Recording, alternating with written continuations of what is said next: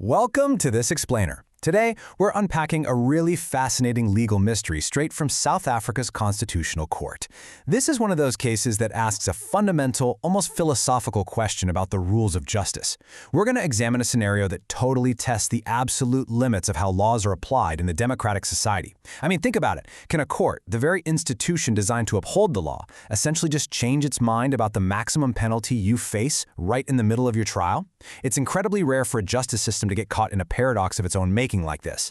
But, watching the highest court in the land untangle it, it reveals so much about the rights we all take for granted. Okay, so let's dive right in. Imagine for a second that you're playing a high-stakes game. You know the rules inside and out, right? Now, say you commit a foul, fully accepting that the penalty for this specific infraction is a yellow card. You take your lumps. But suddenly, the referee pauses the game, completely swaps out the rule book, walks back onto the field, and hands you a red card instead. No way, right?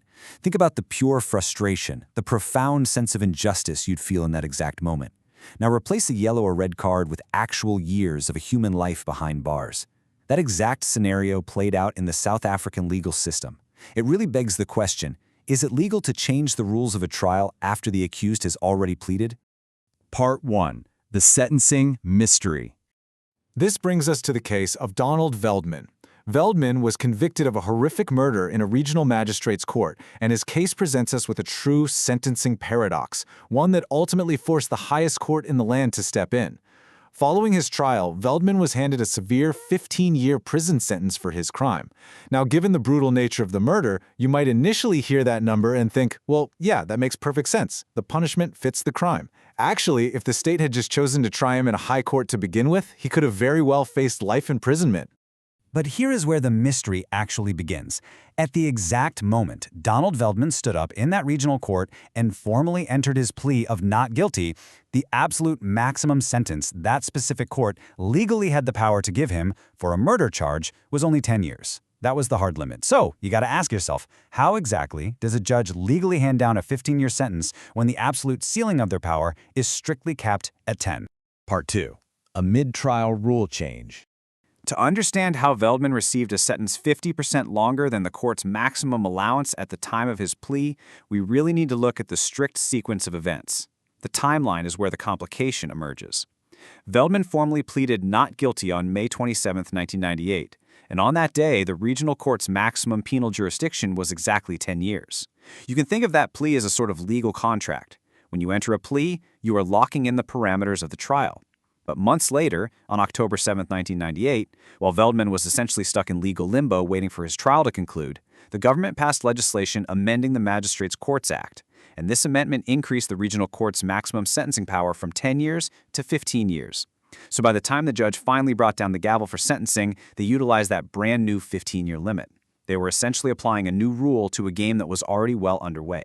This midstream rule change introduces a tricky, often controversial legal concept called retrospective application. Generally speaking, in modern democracies, this concept deeply conflicts with a bedrock legal idea, which is that laws should only apply to future actions. Why is this frowned upon? Well, because it violates the principle of fair warning. As a citizen, you navigate society based on the rules as they exist today, right? You shouldn't be punished tomorrow for something that wasn't a crime yesterday. And similarly, the severity of your punishment shouldn't magically inflate after the fact. It introduces a dangerous level of unpredictability into the relationship between the individual and the power of the state. Part 3. Which law was applied? So, when this case reached the Constitutional Court, the judges had to do some serious legal detective work to figure out exactly how the lower court justified those extra 5 years. You see, 2 different laws were passed during the trial that could theoretically apply here. It gets a bit complex, so let's break it down. On one side, you had the newly introduced Minimum Sentences Act. This act mandated a strict, non-negotiable 15 years for murder. But on the other side, you had the amendment to Section 92 of the Magistrates' Courts Act, which didn't force a sentence, but simply raised the court's discretionary power to a maximum of 15 years. And here's the kicker. The trial magistrate didn't explicitly write down which of these 2 new laws he was actually using. The Constitutional Court actually solved this puzzle through what was missing from the record. The Minimum Sentences Act has a very specific escape clause. It requires judges to state on the record if there are substantial and compelling circumstances to give a lighter sentence. But the lower court's judgment made absolutely no mention of this specific, legally required phrase. Because of this profound silence in the record, the Constitutional Court deduced the answer. the magistrate must have been relying on the amended Magistrates' Courts Act, simply using their newly expanded discretionary power rather than applying a mandatory minimum. Part 4. Procedure versus substance. This brings us to the ultimate showdown in the courtroom. We know the law changed mid-trial, and we now know which specific law the magistrate used, but was it fair to apply it?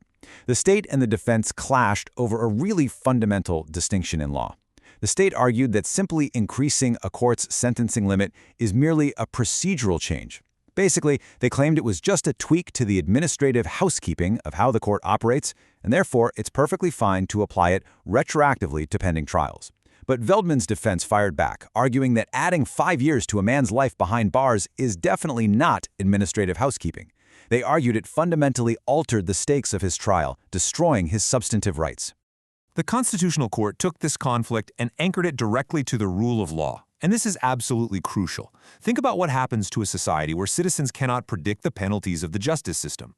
The rule of law dictates that parameters must be set clearly and immutably when an accused person enters their plea. A trial is a formal process where the vast power of the state and the rights of the accused join issue. At the exact moment of the plea, the boundaries of penal risk, the absolute worst-case scenario the defendant faces, must be locked in. There can be no element of surprise, no hidden trapdoors, and no expanding penalties. Certainty is literally the foundation of fairness. To back up this profound point, the justices leaned on historical precedent. They quoted Chief Justice Innes from a ruling dating all the way back to 1906. This matters because it shows this isn't some new progressive legal theory, you know? It is a bedrock principle of common law that has stood the test of time for well over a century. The quote eloquently establishes that, unless a law explicitly demands it, legislation should not apply backwards to the past and extinguish rights that already exist.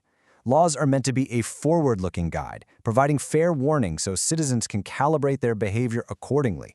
But this immediately sparks a really provocative question, doesn't it? Considering the admittedly heinous nature of the murder Veldman committed, does a guilty murderer truly have a vested fundamental right to a lighter sentence just because of a loophole in the calendar? The state forcefully pointed out their own blunder here. They argued, hey, we could have just tried him in a higher court from day one and easily secured a life sentence. Why should he benefit from this technicality?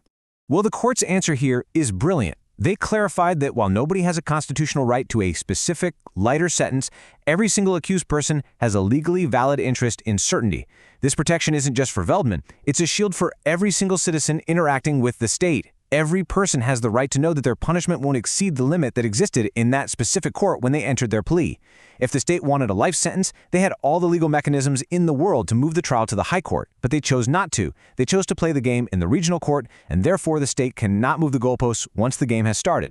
Part 5. The Constitutional Verdict. Let's look at the final ruling and see how this all builds to a resolution that protects civil liberties for everyone. The Constitutional Court unanimously decided to reduce Donald Veldman's sentence back down to 10 years. It was the absolute maximum he was legally exposed to at the start of his trial, and they held the state to that limit. The fact that the ruling was unanimous really shows this wasn't some fringe debate. It was a definitive constitutional boundary being drawn. The justices ruled that procedural changes simply cannot be used as a backdoor to override substantive constitutional rights. You cannot retrospectively apply a higher sentencing jurisdiction mid-trial because doing so directly violates the right to a fair trial. As we wrap up this explainer, we are left to ponder the fragility and honestly the necessary rigidity of our justice system. The Veldman case isn't just about a technicality for a convicted murderer. It's a profound universal statement about the absolute limits of government power. If the state is allowed to move the goalposts midway through the game, can we ever truly call it a fair trial? This ruling ensures that the rules of justice must be transparent, fixed, and predictable from the very moment you step up to plead. It guarantees that the scales of justice aren't secretly recalibrated while you aren't looking. So what do you think? Thank you so much for joining me to explore this case and keep questioning the rules of the game.